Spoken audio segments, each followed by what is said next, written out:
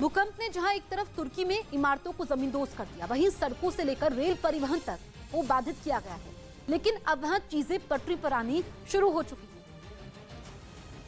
तुर्की के शहर गाजियान्टेप में ट्रेन के 6 डिब्बों को सोमवार को उठाकर पटरी पर लाया गया ताकि ट्रेन की सेवाएं शुरू की जा सके। जिन डिब्बों को उठाकर वापस पटरी पर रखा गया वो उस ट्रेन का हिस्सा थे जो रखरखाव स्टेशन पर पार्क थी और जब भूकंप आया था तब खाली थी।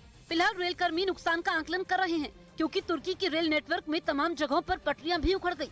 कई जगहों पर पहाड़ से चट्टान टूटकर पटरियों पर गिरी है जिससे नुकसान हुआ है। एक बार पटरियां दुरुस्त हो जाएंगी तो ट्रेनों को प्रभावित रूटों पर चलाया जा सकेगा। वहीं तुर्की से ही आए ड्रोन फुटेज में बड़े पैमाने पर भूकंप की वजह से आई दरारें दिख रही हैं। दक्षिणी तुर्की में ड्रोन फुटेज में एक सड़क पर ये दरारें दिखाई दे रही हैं।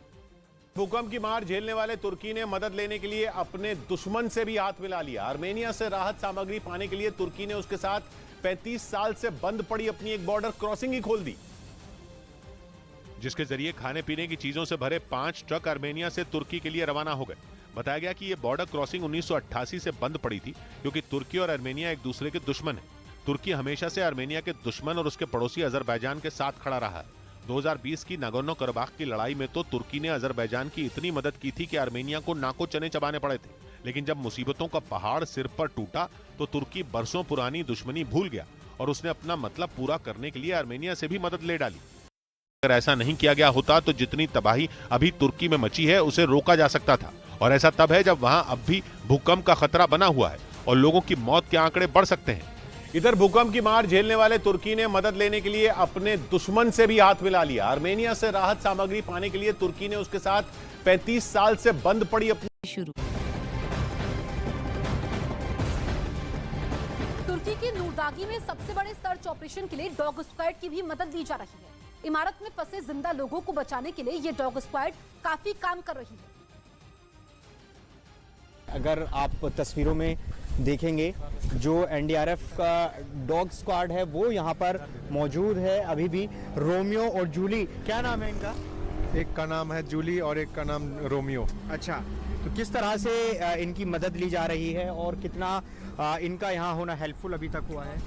यहाँ पे इनको सर्च एंड रेस्क्यू कराकर कहीं भी अगर लाइव विक्टिम सेंट का इंडिकेशन हो रहा है वहाँ पे डॉग हम छोड़ रहे हैं। जाके वहाँ पे हमारा डॉग है, एक तो इंडिकेट करता है, दूसरा जाके कंफर्म करता है। अच्छा,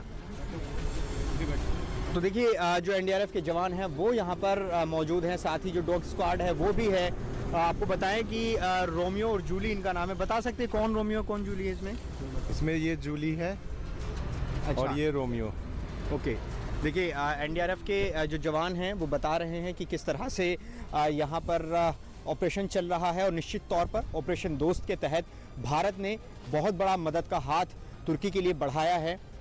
तुर्की में एनडीआरएफ की कई टीम हैं जो इस वक्त अभी भी काम कर रही हैं। अगर हम आपको तस्वीरों में दिखाएं, मेरे पीछे अगर आप तस्वीर देखेंगे उस मलबे के पहाड़ पर एनडीआरएफ की टीम मौजूद है, साथ ही जो तुर्की का फायर डिपार्टमेंट है वो मौजूद है और इसके अलावा अन्य एजेंसी अभी भी काम में लगी हुई हैं। तो निश्चित तौर पर जिस तरह से एनडीआरएफ यहाँ काम कर रहा है, बड़ी चुनौतियों के साथ साथ कई ऑपरेशन सफल भी हुए हैं और भरोसा इतना कि आज जब इस बात की संभावना जगी कि यहाँ पर कोई जीवित हो सकता है तो तुरंत एनडीआरएफ से संपर्क किया गया और उसके बाद एनडीआरएफ यहाँ पहुँचता है और इस ऑपरेशन में हिस्सा लेता है। तो न्यूज़ 18 इंडिया लगातार तुर्की के अलग अलग हिस्सों से ग्राउंड रिपोर्ट आप तक पहुँचा रहा है क्योंकि बहुत बड़ी तबाही